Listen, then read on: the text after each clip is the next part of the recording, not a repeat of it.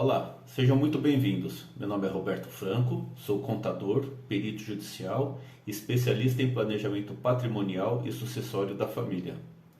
Neste vídeo falarei um pouco sobre inventário e por que não deixar esse imenso problema para seus filhos. Primeiramente, vamos entender o que é inventário e sua origem. Inventário deriva da palavra do latim inventarium, que significa encontrar, achar. Inventário é um processo obrigatório que deve ser feito imediatamente após o falecimento do ente querido, sob pena de multa caso ultrapasse o prazo de 60 dias. Essa multa incide diretamente sobre o valor apurado de ITCMD, que é o Imposto de Transmissão, Causa-Mortes e Doação.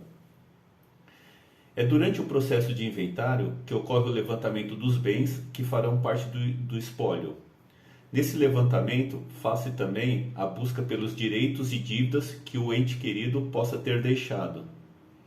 Além de ser um processo extremamente traumático e oneroso, os filhos correrão o risco de verem os bens bloqueados e impedidos de serem gerenciados ou vendidos futuramente, caso deixe de cumprir algum ato exigido por lei.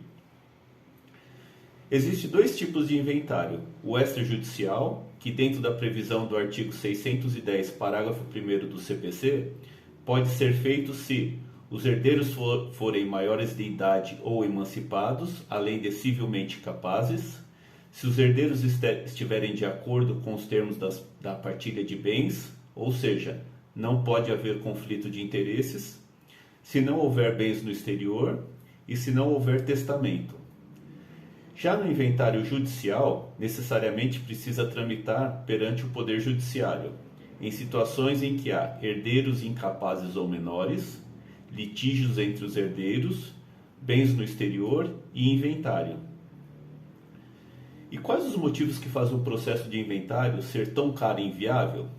Os filhos precisarão vender os bens para pagar o inventário?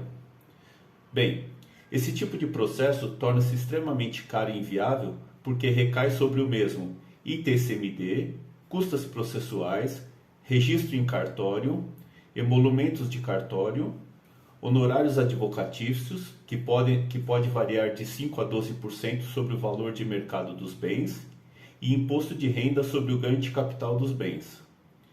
Existem alguns detalhes do processo de inventário que deve-se levar em consideração. Nos processos de inventário, o ITCMD é cobrado sobre o valor de mercado e não sobre o valor declarado no Imposto de Renda à Pessoa Física. Independente do tipo de inventário, faz-se necessário a contratação de um advogado. E na grande maioria dos casos, pelo fato dos filhos não estarem preparados financeiramente para arcar com as custas desse tipo de processo, acabam tendo que solicitar um alvará judicial pedindo ao juiz que autorize a venda dos bens para efetuar o pagamento dessas custas e honorários. Por que o processo de inventário não é um ato de amor? Bem, o processo de inventário tornou-se um grande dilapidador dos bens da família brasileira, pois esse processo pode consumir, por enquanto, até 40% do valor real do patrimônio que os patriarcas tanto trabalharam para conquistar. E quando falo por enquanto, é que tramita no Senado Federal uma proposta enviada pelo CONFAZ, que é o Conselho Nacional de Política Fazendária, para aumentar a alíquota do ITCMD para 20%. Atualmente, essa alíquota varia de 2% a 8%, dependendo do estado que é feito. Além da grande perda patrimonial, o maior prejuízo ocorre quando não há entendimento entre os filhos e a estrutura familiar acaba ruindo. E alguns dos fatos mais recorrentes de um processo de inventário são os filhos tendo dificuldade de superar a dor da perda do ente querido, passando por dificuldades financeiras, tendo problemas sociais e emocionais e sendo rebaixados de classe social devido à grande perda financeira e com isso não tendo o mesmo poder de compra. Além de todos esses fatos, a partilha dos bens do espólio ocorrerá somente após o processo de inventário ser finalizado. E se for um inventário judicial, este processo poderá demorar anos ou até mesmo décadas para ser concluído, fragilizando ainda mais a estrutura familiar e podendo levá-los muitas vezes à pobreza. E é isso, pessoal. Aqui finaliza essa breve explicação sobre o inventário e suas principais consequências.